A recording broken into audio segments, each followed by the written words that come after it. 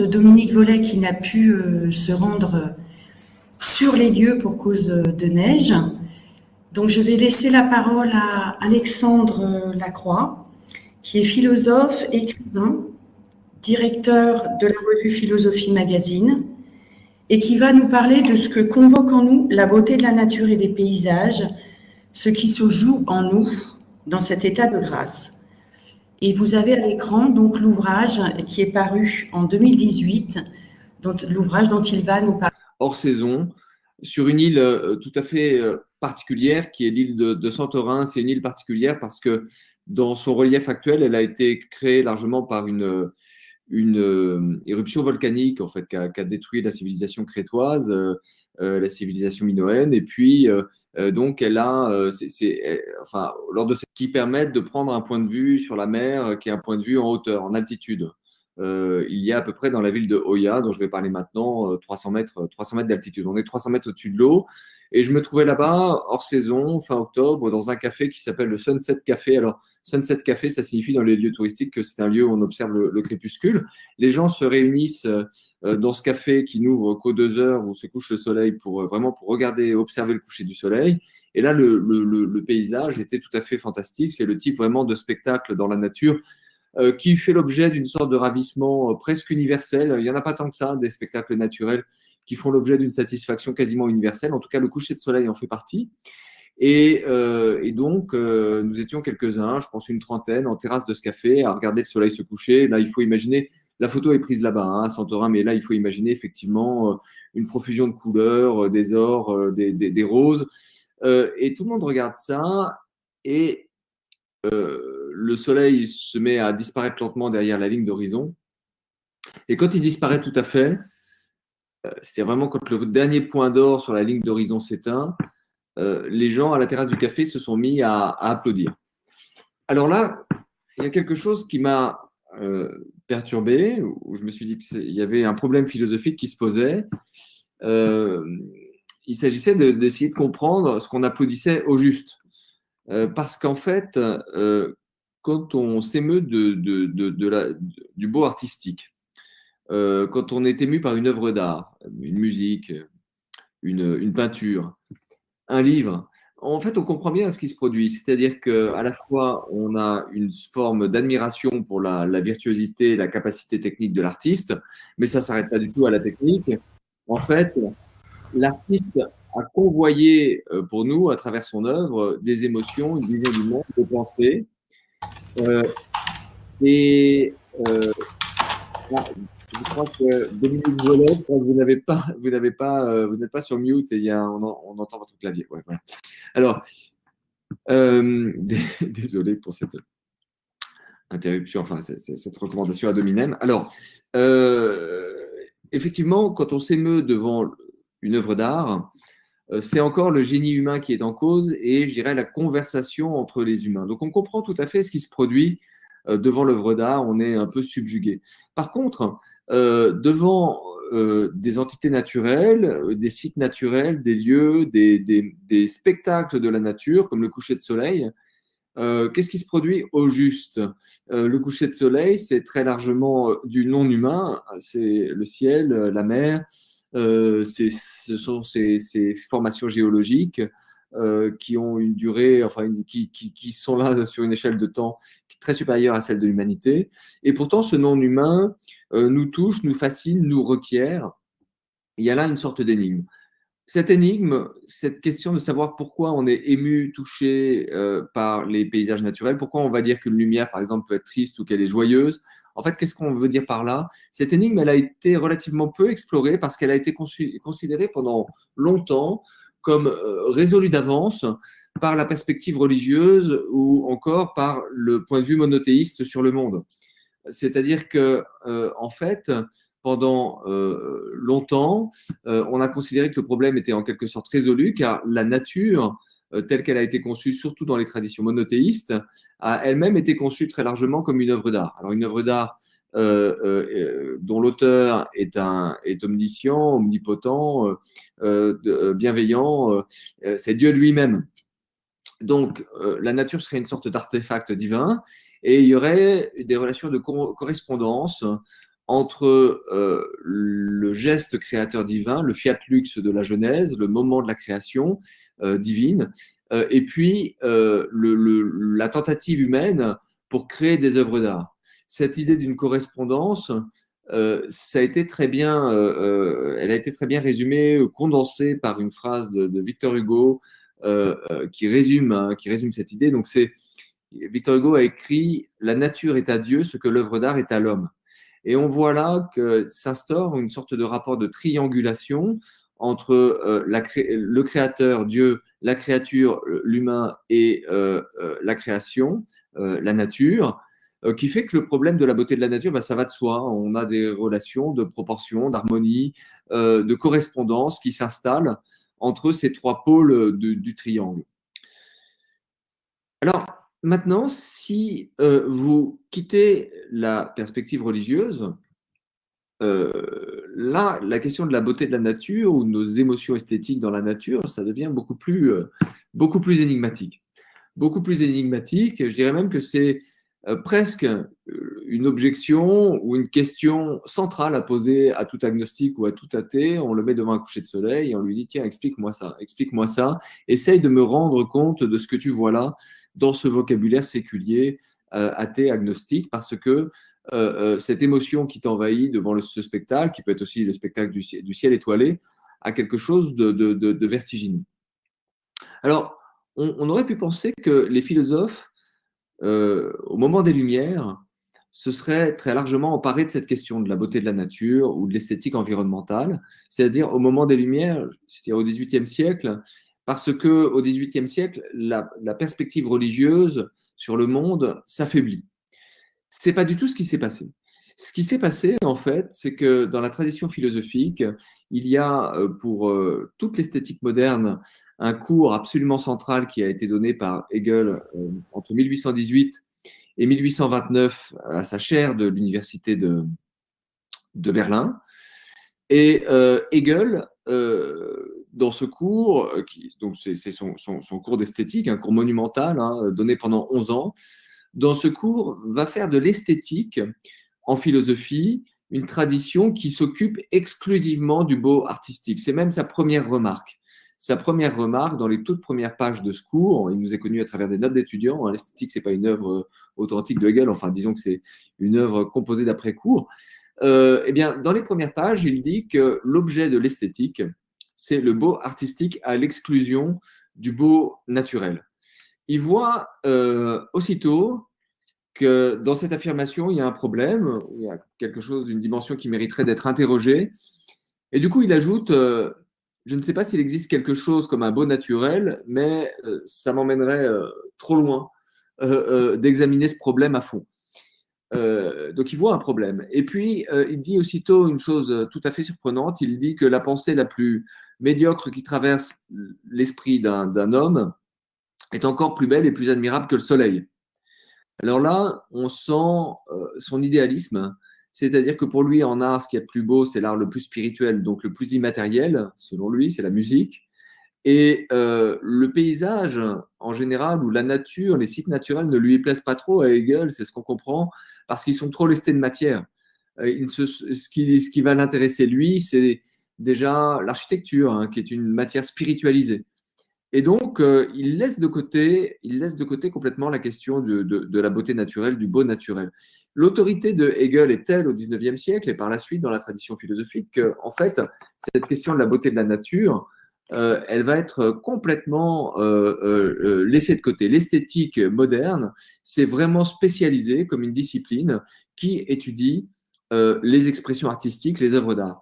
Du reste, quand j'étais étudiant en philosophie, on étudiait la philosophie morale, la philosophie politique, et puis la philosophie de l'art. Donc, il n'y avait même pas l'idée qu'en esthétique, on pouvait s'ouvrir à la question de la beauté de la nature.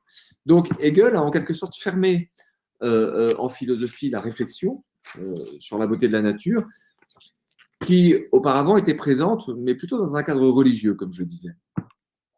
Alors, cette réflexion, elle a néanmoins été rouverte, et elle a été rouverte timidement par des penseurs anglo-américains, britanniques, américains, canadiens. Elle a d'abord été rouverte à travers un article qui a eu une importance très grande, un article qui date de 1967, qui est signé par un penseur qui s'appelle Ronald Hepburn. Alors, à partir de là, je vais fréquemment citer des auteurs peu connus parce que l'esthétique environnementale, c'est un tout petit champ de recherche peu connu. Et Ronald Hepburn, en 1967, écrit un article qui s'appelle L'esthétique contemporaine et l'oubli de la beauté de la nature, qui est un article un peu séminal où il ne propose pas vraiment une théorie de la beauté de la nature, mais il dit voilà, il y a un problème. On a maintenant des traités à ne plus savoir qu'en faire sur toutes les formes d'expression artistique, la musique atonale, l'art abstrait, etc. On a des traités en fait qui nous encombrent presque tellement ils sont nombreux. Sans parler de la critique littéraire, et on n'a quasiment rien sur le paysage, sur la beauté de la nature. On est complètement démuni quand on aborde cette question. En fait, ce message de Ronald Hepburn, il va être entendu. Donc, Ronald Hepburn, en quelque sorte, rouvre le dossier qu'avait fermé en 1818 Hegel. Il ouvre le dossier et à partir de la fin des années 60, mais plus significativement des années 70, un tout petit champ de recherche s'est mis en place, l'esthétique environnementale, j'ai déjà prononcé plusieurs fois ce mot, qui va essayer de répondre à la question qui est de savoir pourquoi nous avons des émotions esthétiques devant les paysages ou ce que nous pouvons entendre par beauté de la nature. Et cette esthétique environnementale, elle n'a pas vraiment donné de livre.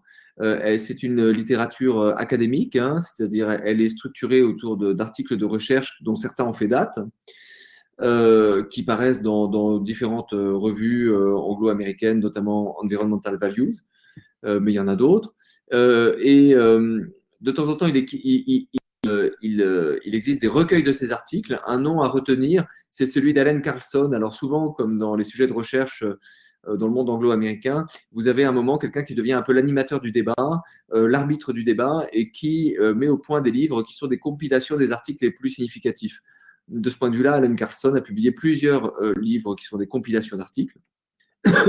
Donc si vous avez envie de creuser, c'est par ses livres et ses publications dirigées par Allen Carlson, qui est canadien et qui est professeur émérite aujourd'hui à l'Université d'Alberta. C'est par lui qu'il faut commencer.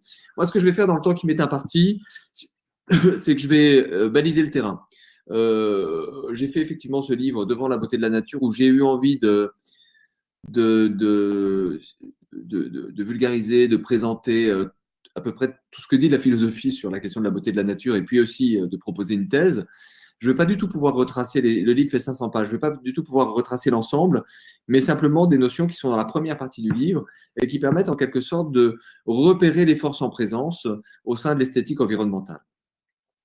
Au sein de l'esthétique environnementale, il y a 3 pistes d'explication, 3 voies qui ont été successivement explorées. Il y a une première piste d'explication qui est de nature évolutionniste. Et là, l'idée est assez simple. L'idée, c'est que Homo sapiens, donc notre espèce a 300 000 ans, Homo sapiens a évolué au contact de différents biomes, écosystèmes terrestres. Notre espèce a façonné ces écosystèmes. On peut dire qu'il y a une coévolution des écosystèmes et de l'espèce. Et cette longue histoire de notre espèce, cette histoire évolutionnaire, serait en fait la matrice ou le creuset de nos préférences pour certains types de paysages. Donc, il faudrait partir de là. Et donc, il y aurait des préférences, si vous voulez, pour certains types de paysages au niveau de l'espèce tout entière. C'est-à-dire que des préférences qui seraient des acquis évolutionnaires et qui seraient liés à des avantages adaptatifs. De manière assez comique ou sympathique, 2 auteurs en psychologie évolutionniste. Alors, la psychologie évolutionniste, c'est une discipline qui a pris un peu son essor dans les années 70. Et au départ, ces schémas d'explication sont relativement rudimentaires. Mais il y a 2 auteurs qui, de manière plaisante, résument l'intuition fondamentale ou l'hypothèse de recherche fondamentale de la manière suivante. Ils disent pourquoi les humains aujourd'hui aiment bien faire l'amour et aiment bien le chocolat. Eh bien, parce que nos ancêtres qui aimaient bien faire l'amour et qui aimaient bien les boissons sucrées, enfin pas les boissons, les aliments sucrés, ont laissé une descendance en bonne santé plus importante que ceux qui n'aimaient pas faire l'amour et qui n'aimaient pas les boissons, les aliments sucrés. Donc, vous voyez, la notion toute simple, c'est que certaines préférences constituent des avantages adaptatifs. Si c'est le cas, s'il y a donc des dispositions innées, des dispositions présentes dans toute l'espèce, dispositions à préférer certains types de paysages, eh bien, ça peut se tester empiriquement, expérimentalement. Et là, il y a deux auteurs qui s'appellent John Falk et John Bowling, qui travaillent dans cette vague d'essor de la psychologie évolutionniste, qui se sont dit, mais alors on va faire un test, on va proposer 5 photographies de biomes à des échantillons de population, et on va leur demander simplement quel paysage préférez-vous.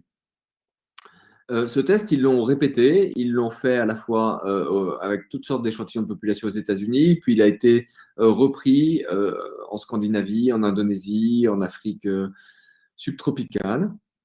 Et ils ont réussi à consolider une réponse assez forte, donc qu'ils ont publié en 1982 pour la première fois. Mais après, à travers une multitude d'articles, ils sont revenus sur cette réponse. Et d'ailleurs, leur schéma d'explication d'origine s'est complexifié avec le temps. Alors, ce test, je vais vous le faire passer. Donc, 5 biomes, pourquoi 5 biomes? Pourquoi on teste que 5 biomes et pas beaucoup plus de types de paysages? Parce que pour qu'il y ait un acquis évolutionnaire au niveau de toute l'espèce, il faut qu'on parle de lieux, de types d'environnement où Homo sapiens a vécu en très grand nombre et sur des périodes de temps très significatives. Ce que je veux dire par là, c'est que les Inuits, par exemple, qui vivent effectivement dans ces paysages glacés du Grand Nord, au fond, ils sont trop peu nombreux pour que leur préférence en matière de paysage ait essaimé ou se soit étendue à l'échelle de l'espèce. En fait, il n'y a que 5 types de biomes qui, selon ces auteurs, correspondent à cette spécification. La forêt tropicale, le désert, la forêt de conifères, la savane, la forêt de feuillus. Je vais vite parce que je récapitule maintenant. Voici le test complet. Et la question que posent ces auteurs, c'est est-ce que vous préférez, lequel préférez-vous? Est-ce que vous préférez la forêt tropicale, la forêt de feuillus, la forêt de conifères, le désert ou la savane? Alors, malheureusement, la dimension de cette discussion publique ne permet pas vraiment de faire le test grandeur nature. Ça peut être amusant quand même que vous vous empariez du volet de discussion publique et que vous mettiez chacun votre avis. Qu'est-ce que vous préférez? Je vous laisse 2-3 minutes et puis je sais pas, je vois s'il y a une dynamique en faveur d'une réponse.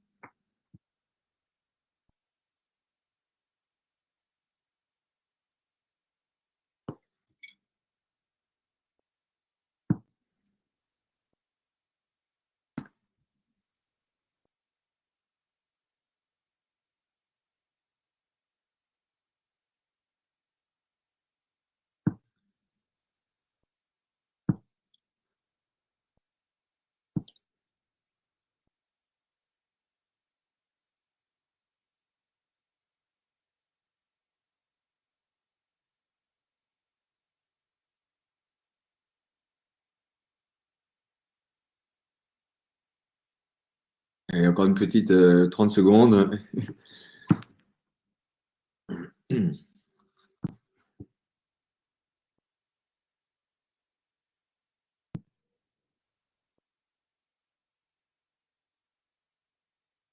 Voilà, merci Fabienne.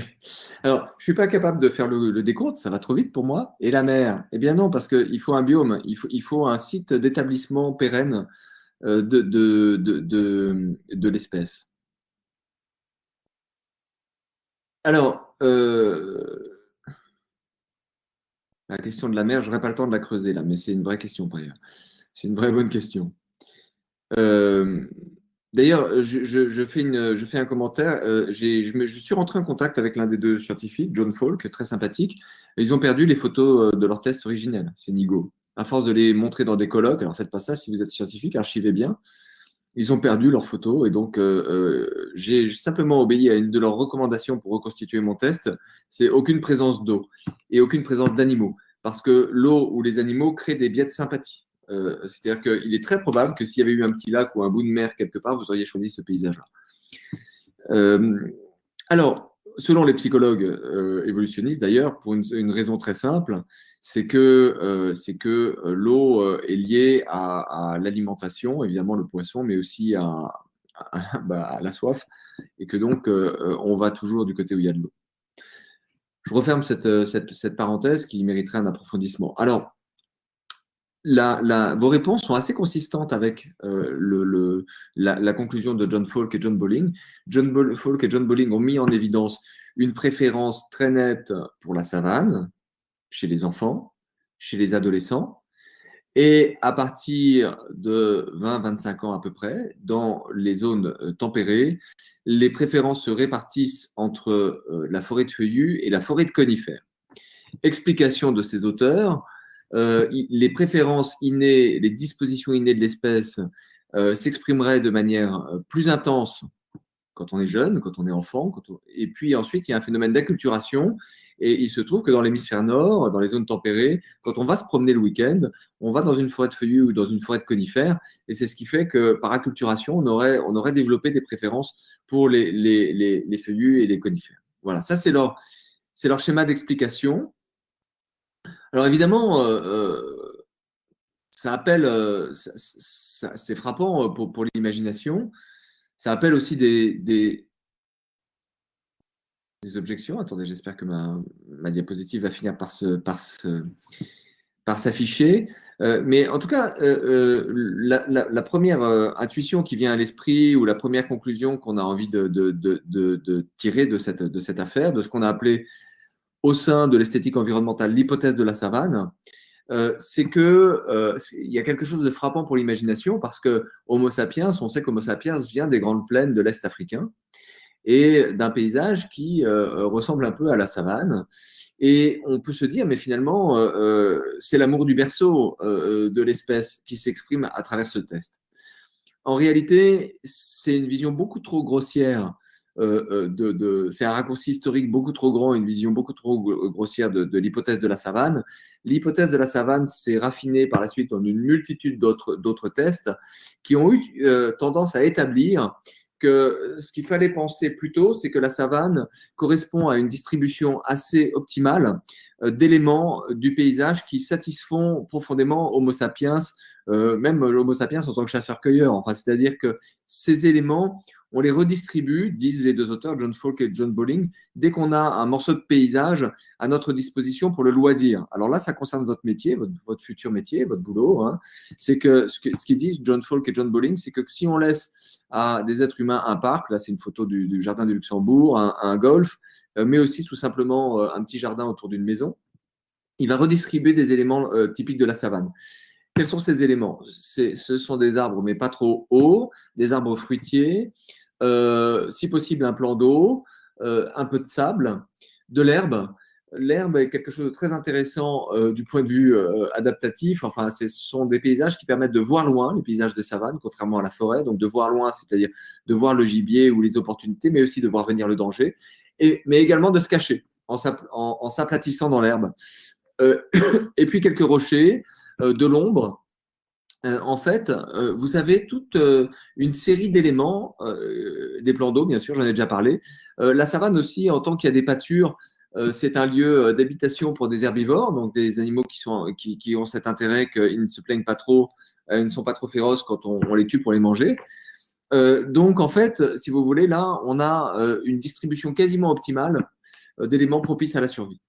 Et donc, partout où on s'établirait, on reproduirait une petite savane à usage domestique ou à usage privatif. C'est ce que ont asséné Falk et Bowling dans un article de 2010 où ils reviennent sur leur hypothèse pour dire grosso modo qu'ils avaient raison.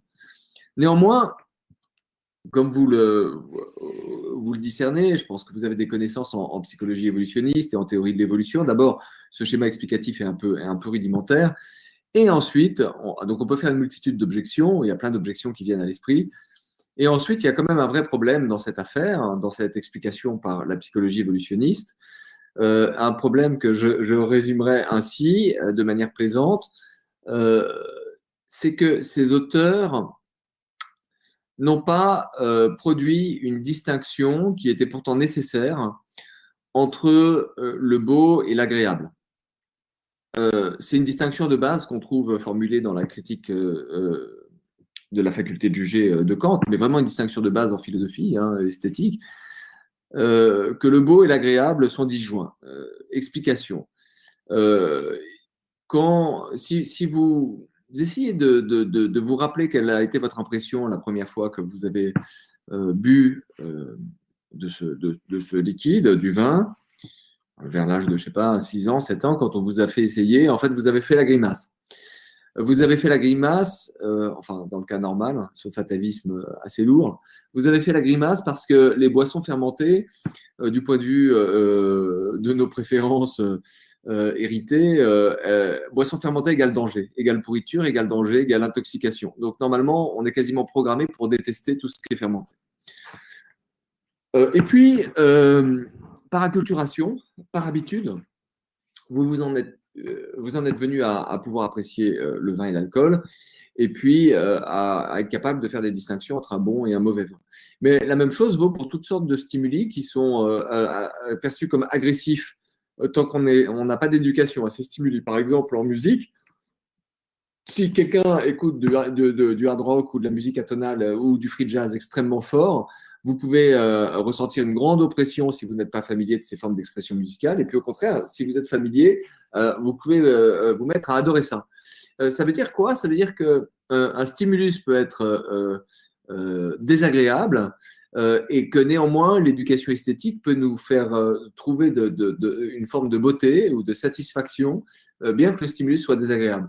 Appliqué à la nature, c'est exactement la même chose. Ce qu'on a laissé de côté dans le test tout à l'heure, c'est le désert, par exemple.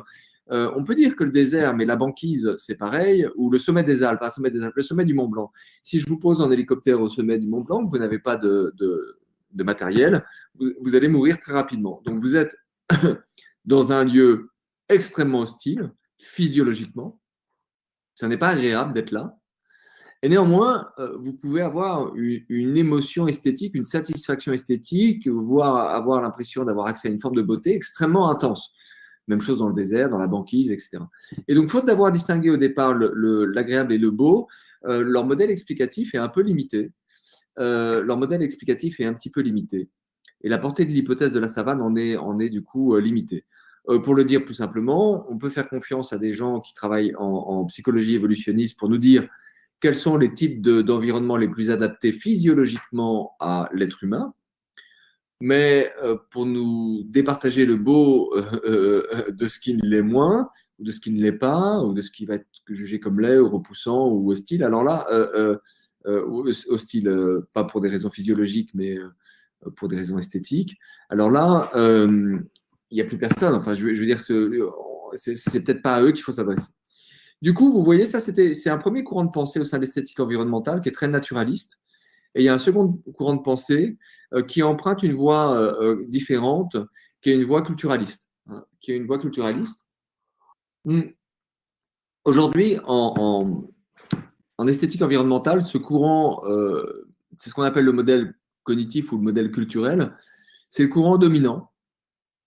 Mais il est dominant largement parce que le grand animateur du débat, le fameux Allen Carlson, est un militant du modèle cognitif ou du modèle culturel, un militant convaincu. Alors pour mon livre, je suis rentré en contact avec lui, on a eu des échanges par mail, je reproduis certaines réponses qu'il fait à des questions que je lui posais dans le livre, etc. Mais il me semble que sa vision des choses, pour la résumer très simplement, c'est que c'est la culture qui nous apprend à aimer la nature.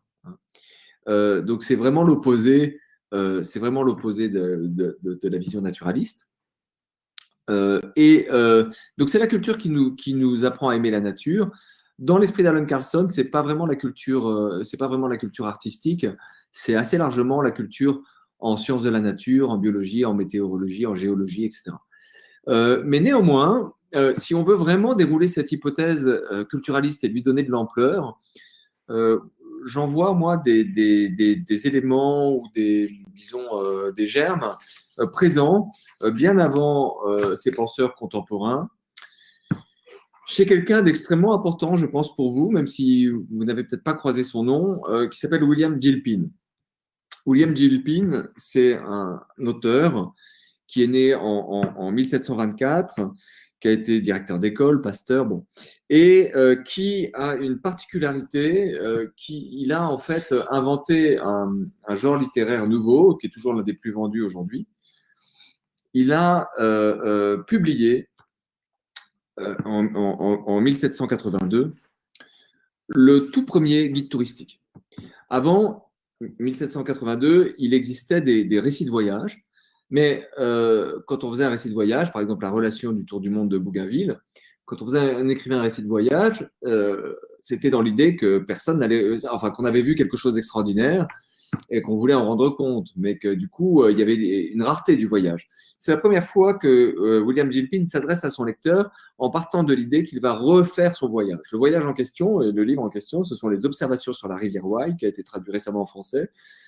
Cet ouvrage procède donc d'une exploration ou d'une forme de balade le long de cette rivière qui coule à l'ouest de l'Angleterre, la rivière Wye. Bon, moi, j'ai refait ce petit voyage, mais qu'il a fait dans les années 1770 et qui se trouve à 2 jours de calèche de Londres. Et donc, lui, il part de l'idée que son lecteur va revoir les sites et donc il donne des conseils. Ça vaut la peine d'être vu, ça n'en vaut pas la peine, etc. Alors, William Gilpin, il a une particularité, c'est qu'il est complètement, lui d'ailleurs et sa famille, il est complètement pénétré de culture picturale. Et donc, il va développer un concept qui va avoir une grande postérité. William Gilpin va être extrêmement lu. Hein. Ce sont des succès colossaux, ces guides. Il va en écrire après un chaque année. Et il va être lu par Henry David Thoreau aux États-Unis, par le roi d'Angleterre. Enfin, il va vraiment marquer profondément son temps, par Jane Austen qui le cite. Donc, il marque très profondément son temps, son époque, et il invente presque une nouvelle manière de se conduire dans le monde. Il invente le tourisme, en fait. Il invente le fait de vouloir aller voir des sites comme ça dans la campagne parce qu'ils sont beaux. C'est lui qui invente ça. Et il construit une théorie de ce qu'il appelle le picturesque. Donc, un paysage est picturesque s'il est digne d'être représenté en peinture. Alors parfois en français on traduit par pittoresque, mais pittoresque c'est comme les colombages en Normandie, c'est un peu ce qui est couleur locale. Picturesque c'est beaucoup plus précis. C'est un paysage qui a des qualités picturales. Et donc William Gilpin, partout où il va, fait des discriminations entre ce qui est picturesque et ce qui n'est pas picturesque. Par exemple, si les rives d'une rivière sont bien droites, bien tracées, bien géométriques, c'est pas picturesque. Si elles sont accidentées avec des roseaux, des ajoncs, etc., c'est picturesque. Autre exemple, s'il y a de la mousse sur un rocher ou sur un tronc, c'est picturesque. S'il n'y en a pas, c'est pas picturesque. Autre exemple, le blanc n'est pas picturesque s'il est en grosse quantité. Le blanc dans un paysage en grosse quantité agresse l'œil, frappe l'œil. Il n'est tolérable le blanc que dans certains cas, par exemple s'il y a seulement quelques vaches dans un champ parce que ça rehausse la vivacité du vert de l'herbe, ou au contraire si c'est du blanc très usé, par exemple dans le cas des falaises, usé par l'érosion. Mais le blanc pur, il faut s'en méfier. Donc, il commence à faire toutes sortes de distinctions bizarres, et puis il fait beaucoup rire ses contemporains, il va être beaucoup parodié, parce que parfois, quand un paysage ne lui plaît pas, il dit qu'il faut raser une montagne, une colline, un bois, détruire une abbaye, détruire une cathédrale qui est moche, parce qu'elle n'est pas picturesque. Et donc, en fait, il norme, c'est un regard qui vient de la peinture. Lui, il est peintre amateur, il fait des peintures pour ses guides, qui sont reproduites selon un procédé qui s'appelle l'aquatinte dans ses guides. Et ça aussi, c'est une innovation éditoriale. Mais lui, il est vraiment guidé par cette idée que l'œil de l'artiste est suffisamment cultivé pour imposer sa normativité au monde et pour, en quelque sorte, corriger le paysage. Alors, il faut que j'accélère. Alors, cette idée du picturesque, elle va avoir une influence, je vous l'ai dit, sur tous ses contemporains. Et elle va aussi induire un certain comportement chez des peintres, chez des artistes, notamment chez William Turner, dont une esquisse ne devrait pas tarder à s'afficher. Alors, si la diapositive ne s'affiche pas, je voulais vous montrer en fait quelque chose qui me semble intéressant, c'est que donc William Turner va vivre donc grand peintre de paysages anglais, va vivre un peu selon le mode de vie inventé par Gilpin, qui consiste à se rendre en été dans des paysages, dans des sites naturels, à faire des relevés, des esquisses, des croquis, et puis à peindre en atelier durant l'hiver ce qu'on a vu ou d'après ce qu'on a vu. Et il se trouve que Turner avait pour ami un grand critique d'art qui s'appelait John Ruskin, qui l'accompagnait dans certains de ses voyages. Et ensemble, John Ruskin et William Turner, ils sont allés notamment voyager dans la Suisse italienne, dans la partie italienne de la Suisse, et puis en Italie un été, et ils sont passés par un col qu'on appelle le col du Feido. Et ils ont fait chacun, c'est ce qui ne s'affiche pas là, ils ont fait chacun une esquisse, un dessin de ce qu'ils voyaient dans le col du Feido. Et ce qui est intéressant, c'est que John Ruskin dit bah, moi, je suis un mauvais peintre, je suis un dessinateur amateur. Alors, ce que je peux faire de mieux en tant qu'amateur, c'est une représentation, on va dire, fidèle de ce que j'ai vu. Donc, je vise la ressemblance. Mais Turner, qui est un génie et qui est un authentique artiste, est libéré de cette obligation de ressemblance. Et d'ailleurs, dans son croquis, ce que je voulais vous montrer, c'est que Turner corrige le paysage, il fait sauter un pont qui ne lui plaît pas, il accentue des effets dramatiques. Par exemple, il y a un petit éboulis, il en fait un gigantesque éboulis. Il y a une petite montagne, il en fait une grande montagne au fond. C'est-à-dire qu'en fait, il applique la normativité de son regard d'artiste au paysage, il corrige les erreurs de la nature. Voilà, c'est cette idée absolument centrale qu'on a chez ces Anglais et qui est très intéressante, c'est que la nature livrée à elle-même est parfois une artiste extraordinaire et parfois fait des erreurs esthétiques et qu'on est là pour corriger ces erreurs. Alors, décidément, ça ne s'affiche pas et moi, il faut que j'avance. Donc, je vais voir si… Bon, ah voilà. Alors, il y a eu un bug sur cette slide. Alors, cette sensibilité au picturesque, il y en a une déclinaison extrêmement directe dans la tradition des jardins anglais. Alors là, je parle de ce que vous connaissez très bien. Mais vous avez un auteur que vous n'avez peut-être pas croisé, qui est tout à fait singulier, qui s'appelle Hövdal Price, qui écrit en 1790, je crois, ou 88, je ne sais plus, enfin, qui écrit un livre, ses considérations sur le picturesque, le beau et le sublime, qui est un livre non traduit, hein, mais que vous pouvez trouver en anglais. Maintenant, on le trouve même, je crois, sur Wikisource. Enfin, je sais qu'on en trouve des PDF en anglais, des livres de droit en ligne. Et dans ce livre, c'est vraiment un livre particulier parce que on en trouve un facsimilé plus exactement. C'est vraiment un livre particulier puisque la première partie du livre, c'est de la philosophie sur le paysage, c'est de la philosophie esthétique. Et la deuxième partie du livre, c'est un traité de jardinage. Et là, vous voyez une connexion assez directe s'opérer entre cette thématique du picturesque, mais aussi du beau et du sublime qui obsède les auteurs anglais, et la manière dont on conçoit les jardins. Qu'est-ce que c'est que la bonne manière de concevoir un jardin? Hövdal Price est assez radical. Il dit, voilà, quand on plante un arbre, il faut réfléchir très, très, très longtemps à l'endroit où on va le planter. Et ensuite, une fois qu'il est planté, aucune taille, plus rien. En fait, l'opération consiste, exactement comme Turner révisant un peu les fautes de la nature, à introduire dans le jardin dit à l'anglaise une diversité d'essences végétales, une diversité de fleurs, une diversité d'arbres qui n'existerait pas à l'état naturel, à introduire aussi des accidents. Je vous ai dit que les rives qui étaient picturesques, c'était les rives accidentées, pas les rives lisses. On est aux opposés de la vision, évidemment, très géométrisée, très cartésienne du jardin à la française. Mais une fois qu'on a opéré ainsi et introduit cette diversité, ces accidents, la main de l'homme disparaît. On laisse faire le dynamisme et la puissance de la nature. En fait, c'est léger, c'est-à-dire qu'au lieu de vouloir arraisonner, c'est-à-dire soumettre à un plan rationnel la nature, on la laisse être, on la laisse aller, on en a juste corrigé une certaine pauvreté. On l'a rendue un peu plus variée, un peu plus accidentée, en fait, un peu plus picturesque. Alors, cette école, j'espère que maintenant, à chaque fois que je passe une slide, j'ai un doute, une crainte.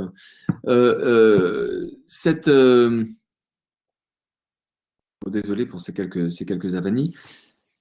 On voit très bien, hein, nous. On voit toutes les diapos. Ah oui, alors mais moi, comme je la vois pas, est-ce que vous pouvez me rappeler ce qu'il y a sur celle-ci? C'est le lait, point d'interrogation. Ah voilà. Oui, alors ça, je ne sais pas si j'ai le temps de développer ça. J'en dis juste un mot. Ufdal Price pose une question tout à fait amusante que j'ai jamais retrouvée chez aucun auteur par la suite. Il dit oui, mais alors le lait dans la nature, c'est quoi? Parce qu'on a vu que souvent le difforme ou le tarabiscoté, c'est assez picturesque. Je veux dire, le canoueux d'un olivier, c'est picturesque. Alors qu'est-ce que c'est que le lait si ce n'est pas le difforme? Si le difforme est picturesque dans la plupart des cas. Le lait, c'est parce qu'il est désharmonieux, ce n'est pas ce qui n'est pas géométrique. Dalfrax fait sa petite enquête et il dit bah voilà, selon moi, le lait, ce n'est pas le difforme, c'est ce qui a été privé de sa forme. Ce qui a été privé de sa forme, et il donne quelques exemples. Il donne l'exemple de l'écoulement de terrain, l'écoulement de boue, par exemple, qui va priver de sa forme, ou l'inondation, qui va priver de sa forme les bords d'une rivière ou un flanc de coteau. Et puis, il donne un autre exemple qui est l'arbre qui a été étêté par la foudre ou dont la silhouette a été en partie brisée par le vent. Un autre exemple encore qu'il donne, c'est l'arbre qui ne peut pas pousser parce qu'il y a trop d'arbres autour de lui et qui est condamné à une forme chétive, à une forme maladive, à une forme inaboutie. Donc voilà, c'est la privation de forme qui crée le sentiment du lait. J'avance. Je n'ai pas évoqué les développements plus contemporains du modèle cognitif et modèle culturel, faute de temps. Mais il me semble que s'ouvre là, dans cette sensibilité très anglaise au paysage, parce que j'ai insisté sur les origines au XVIIIe siècle, parce que la grande peinture de paysage européenne vient à l'Europe par l'Angleterre, par Constable, par Turner, et donc il y a toute une sensibilité qui se crée, qui va avoir aux États-Unis les peintres de ce qu'on appelle l'Hudson River School, qui vont peindre les espaces sauvages, la wilderness, donc tout au long du 19e siècle et de l'âge romantique. Et donc, il y a vraiment une sensibilité qui vient de l'art et qui dit que, en fait, ce qu'on va aller chercher dans les paysages, dans la nature, mais tout aussi bien dans les jardins, ce sont des formes de correspondance entre ce qu'on a vu en représentation picturale et ce qu'on éprouve ou ce qu'on ressent dans la nature. On aurait ainsi, si vous voulez, une espèce de vaste culture de la nature, une sorte de vaste culture du paysage accumulée depuis l'enfance. On en a vu des reproductions sur des fonds d'écran, sur Facebook, sur Instagram. On voit des images, des photos de la nature, des films tout le temps qui nous parlent des paysages de la Terre. On sait à quoi ressemble la pampa, la toundra, etc. Donc on a une immense culture des environnements naturels. Et en fait, une fois qu'on va dans la forêt de feuillus, ce qu'on cherche, c'est certaines correspondances avec des choses qu'on a vues, appréciées avant en photo, en image, en film, en peinture. Et donc, on aurait un œil complètement culturel. Dans le développement plus contemporain, ce que dit Carlsen, c'est que pour apprécier pleinement un paysage, il a écrit un article très amusant qui s'appelle Quel CV faut-il pour être capable d'évaluer esthétiquement un paysage? Et pour lui, sur le CV, il faut avoir fait à peu près de toutes les sciences naturelles. Hein, c'est ce que je vous disais tout à l'heure. Donc à cette culture artistique s'ajoute une culture scientifique. C'est vrai que si on est géologue, si on est météorologue, on voit des choses, on lit le paysage et la géographie physique ou le ciel d'une manière que ne peut pas le faire, voilà, à laquelle n'a pas accès un simple béotien. Alors cette hypothèse très culturaliste, elle est satisfaisante pour l'esprit. Elle présente néanmoins une limite à mon sens. Et cette limite, c'est que on peut faire une objection toute simple, mais puissante. C'est que les phases d'une existence où on est le plus puissamment marqué par les environnements naturels autour de soi, par les lieux, par la nature, il me semble que c'est dans l'enfance que ça se joue. Vous avez probablement des paysages de votre enfance qui vous ont extraordinairement influencé et marqué et qui, encore aujourd'hui, déteignent sur votre sensibilité esthétique à la nature. Du reste, vous avez une très très bonne. Vous pouvez lire la première partie À la recherche du temps perdu de Proust, Combray, et toutes ces impressions d'enfance dans la campagne normande comme une vaste évocation de ces émotions d'enfant devant la nature. Et là, on a l'impression que la culture, elle existe certes un peu chez l'enfant, mais elle ne s'est pas vraiment encore interposée. Et au contraire, chez l'adulte de 60 ans qui serait amateur d'art, de peinture, de film, de cinéma, et qui aurait une très très vaste culture esthétique, il peut y avoir une sorte d'insensibilité relative au paysage qui n'est pas tellement présente chez l'enfant. Donc, on sent bien que ces deux hypothèses, loin de s'exclure, l'hypothèse naturaliste et l'hypothèse culturaliste, il faudrait plutôt les envisager comme complémentaires. Mais ce que je voudrais dire, et le temps est tellement passé que je vais conclure là-dessus. Ce que je voudrais dire, c'est que, alors là, je ne vois pas ma diapositive. Fabienne, vous pouvez Et me confirmer? Friedrich. Voilà, voilà. Je vais m'arrêter avec cette diapositive. Mais il y a une troisième école. Je vous ai dit, il y a 3 courants de pensée au sein de l'esthétique environnementale. La troisième, je vais simplement la nommer ou indiquer la piste. Moi, c'est ma piste favorite, mais je ne vais pas la développer. D'abord, pour la développer vraiment, il faut un développement de, je pense, enfin voilà, il faudra encore 1 heure. Mais on sent que cette hypothèse, la première hypothèse de type naturaliste, elle est un peu mécaniste, elle est un peu réductionniste, elle ramène la préférence esthétique à des avantages adaptatifs, ce qui, du point de vue méthodologique, présente toutes sortes de limites. La seconde hypothèse, on sent qu'elle est intéressante, on sent que c'est juste. Hein. C'est vrai qu'on peut cultiver, sa sensibilité esthétique. Et d'ailleurs, si vous êtes en école de paysage, c'est pour ça que vous y êtes. C'est pour affiner votre lecture des paysages, votre compréhension des paysages, et être capable, évidemment, ensuite de devenir voilà, enfin de dessiner, concevoir ou conseiller des aménagements de territoire. Donc évidemment que cette culture existe. Mais je dirais que la troisième école, extrêmement minoritaire dans le champ de recherche contemporain, parce qu'elle est à la limite, c'est pas tellement académique ce qu'elle peut raconter, elle est métaphysique. Et moi, c'est mon hypothèse favorite. Pour le dire d'un mot, ce qu'on va chercher dans la nature, ce sont des expériences métaphysiques. C'est le fait pour l'humain d'être en contact avec le non-humain. C'est le fait d'être en contact avec moi ce que j'appelle les sources, c'est-à-dire avec le mystère même de notre présence au monde. Si vous êtes dans la situation de ce moine au bord de la mer, que vous regardez l'horizon, si vous regardez un ciel étoilé, comme je vous l'ai montré avant avec Van Gogh, ce qui se produit, c'est que vous êtes tenté de relativiser extraordinairement vos petits soucis quotidiens, le lièvre après lequel vous courez, enfin les soucis, voilà, la trame d'intrigue humaine dans lesquelles vous êtes pris. Tout d'un coup, ça devient un peu plus relatif. Il y a aussi un effet de formidable apaisement, je pense, c'est-à-dire que vous sentez la présence au monde non pas comme inquiétante, mais comme assez pleine. Et en fait, vous êtes reconduit par cette contemplation, ces moments de contemplation de la nature, à l'énigme de notre présence au monde, qui est une sorte d'énigme renouvelée. D'abord, il y a l'énigme de l'univers qui est là devant nous et qui s'étale devant nous, et du monde du paysage voilà, qui nous séduit. Mais le paysage, ça peut être un micro-paysage. Hein. Vous pouvez tout à fait avoir cette contemplation sur un simple coquillage, je veux dire sur la spirale d'un coquillage, hein, mais bien évidemment. Il y a cette énigme, et puis elle est redoublée parce que il est énigmatique que nous autres humains, nous soyons une conscience éveillée, capable de percevoir ces objets naturels, et c'est comme si l'univers, le monde se reflétait à travers nous, atteignait son stade du miroir à travers nous, se regardait lui-même à travers nous, parce qu'une grande différence qu'il y a entre le paysage et l'œuvre d'art, c'est que nous sommes extérieurs à l'œuvre d'art, mais nous sommes partie prenante du paysage, nous en sommes un être vivant, nous sommes en lui immergés. Et donc, il y a une dimension mystique, métaphysique dans cette expérience. Je n'ai pas le temps d'en dire plus. Moi, c'est quelque chose que j'ai approfondi effectivement dans ce que j'ai écrit. Je n'ai pas le temps d'en dire plus sur cette piste, mais disons que en l'état actuel des recherches en esthétique environnementale, c'est ce qu'on appelle le mystery model.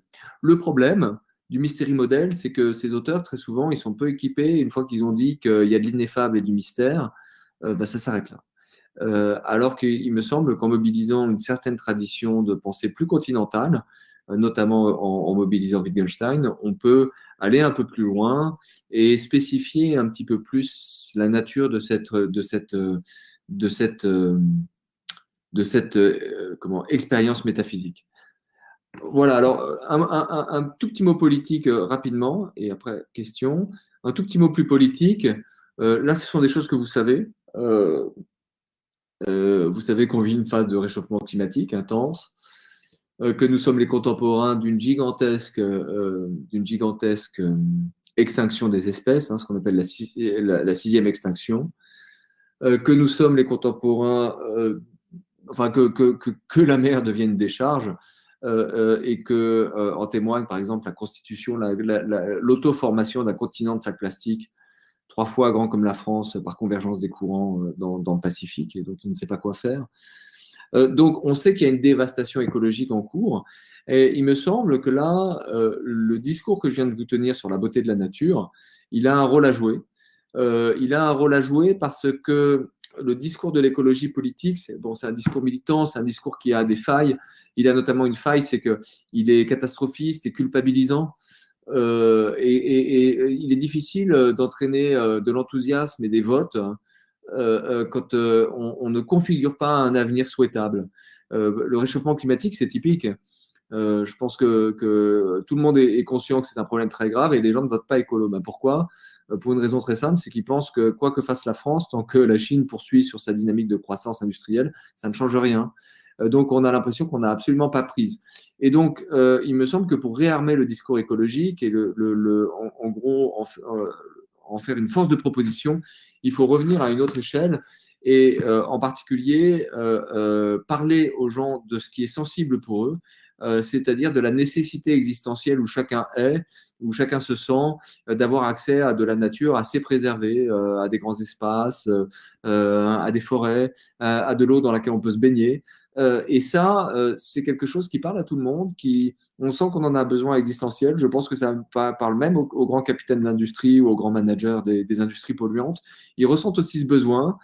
Et il me semble que si on parle d'esthétique de la nature, c'est pas simplement pour être esthète, c'est aussi pour faire prendre conscience qu'il y a une expérience ou un lien fondamental que nous avons avec nos environnements, avec les paysages de la Terre, et que ce lien, nous avons envie qu'il ne soit pas trop abîmé. En fait, pour nous, une vie digne d'être vécue sur Terre, c'est une vie dans laquelle on n'est pas constamment dans un monde d'artefacts, c'est une vie dans laquelle le contact avec le non-humain, avec ce qui n'est pas, voilà, avec des animaux à l'état sauvage, avec un ciel qui n'est pas pollué, c'est un contact essentiel qui participe de ce qui fait que la vie est digne d'être vécue. Et là, vous voyez, je pense qu'on a un discours, on a la possibilité d'un discours qui part du beau, qui part pas de la culpabilité, qui part de nos émotions et d'une certaine forme de spontanéité, qui part d'enjeux existentiels et qui, du coup, peut être adressable à tout le monde et qui n'a rien de punitif.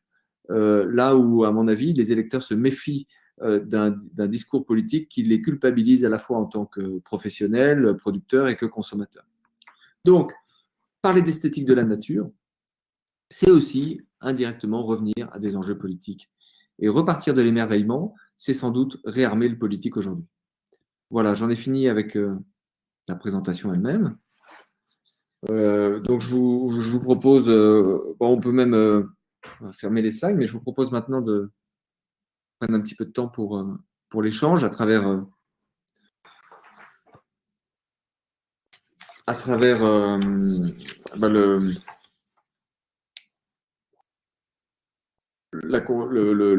menu de discussion publique. Est-ce qu'il y a des questions? Fabienne, vous êtes sur mute. Oui, alors je vais commencer. Il y a une question qui a été posée dans le chat. Alors Maxime Leloup, peut-être vous pouvez discuter avec Alexandre Lacroix. Vous dites cette troisième approche métaphysique ressemble au paysage vécu chez François Julien. Est-ce que vous pouvez peut-être poser votre question directement à Alexandre Lacroix pour en discuter? Et pendant ce temps-là, merci aux autres si vous avez des questions de les formuler.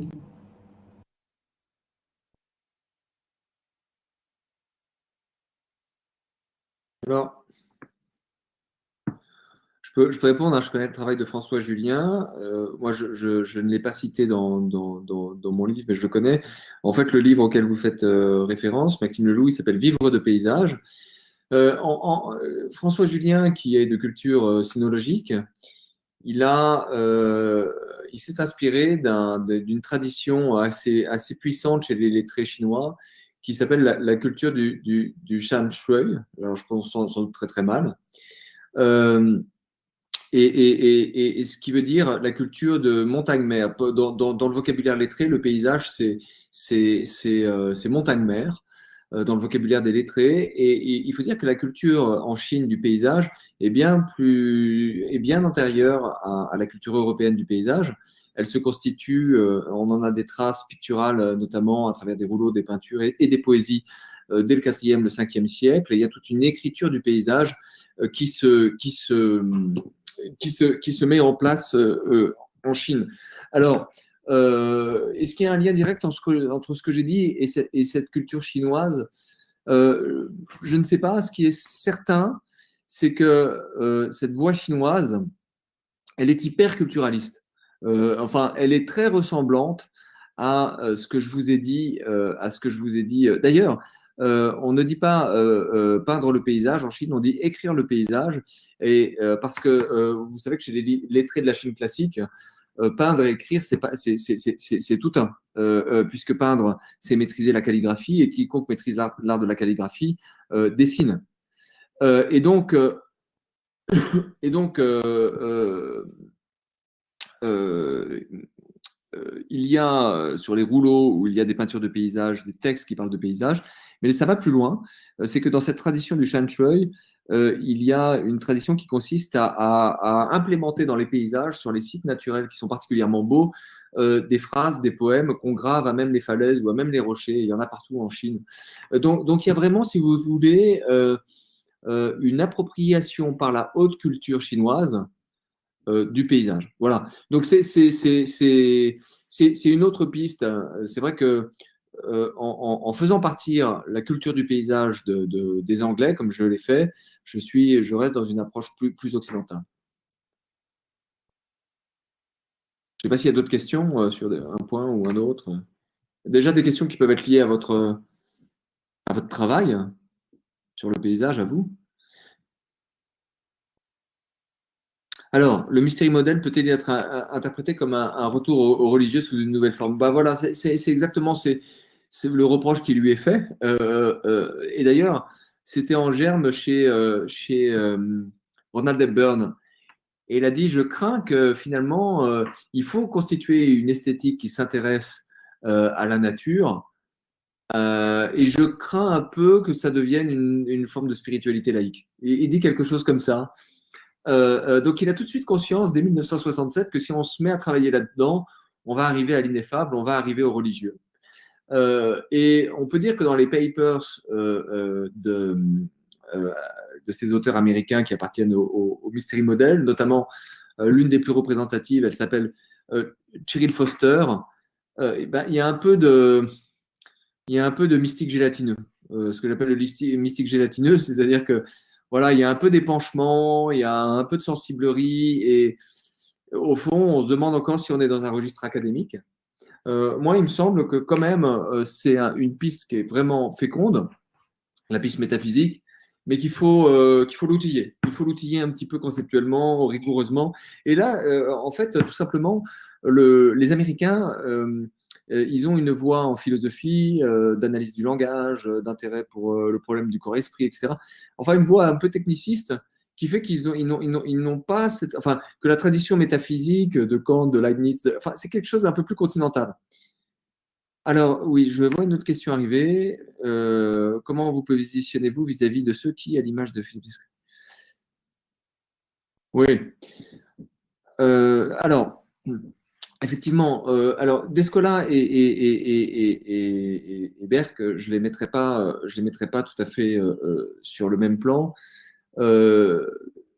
Mais toujours est-il que ce que propose Philippe Descola dans son grand livre Par-delà nature et culture, c'est un découpage des différentes cultures en quatre types, en quatre ontologies, en quatre types de rapports à la nature.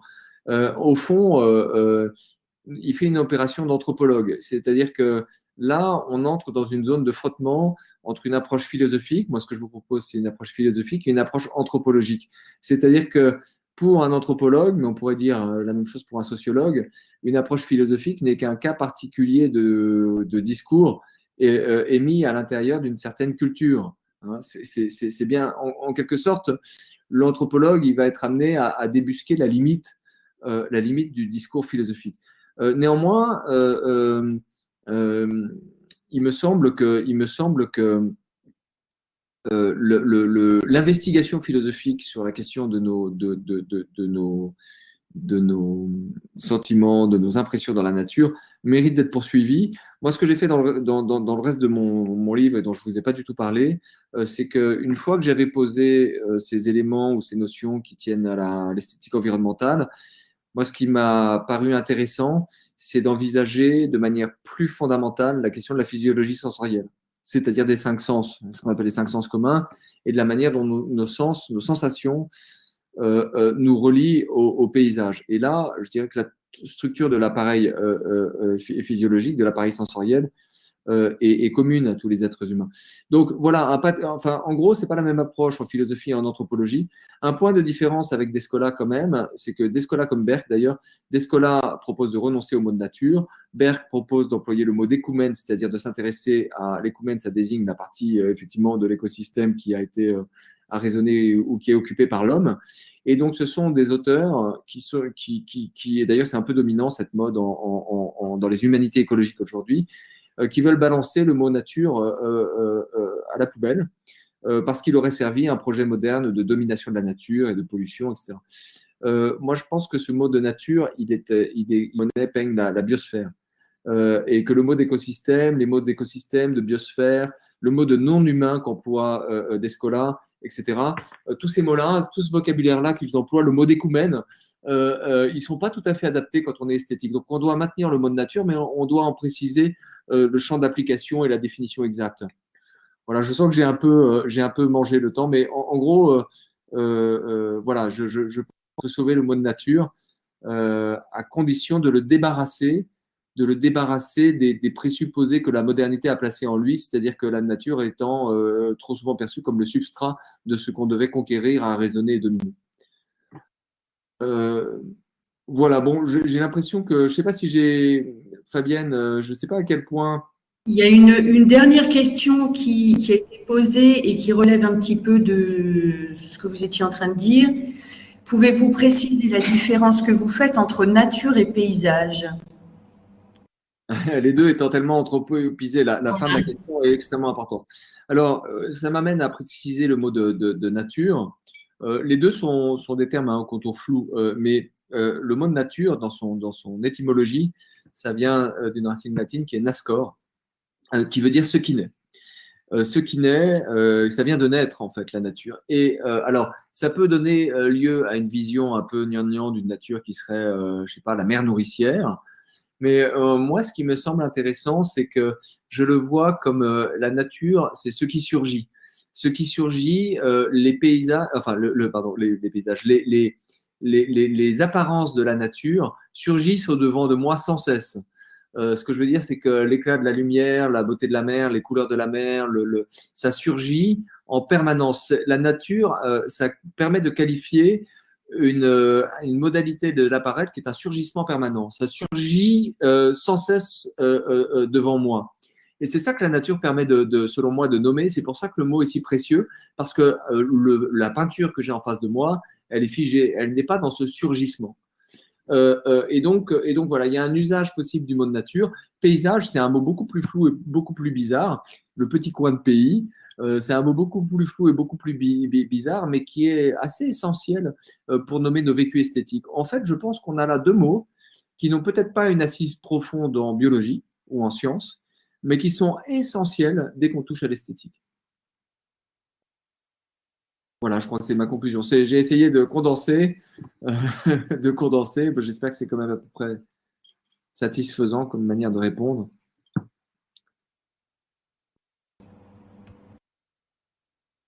Voilà, je ne sais pas si Fabienne… Merci beaucoup, Alexandre. Ça va être l'heure de la pause.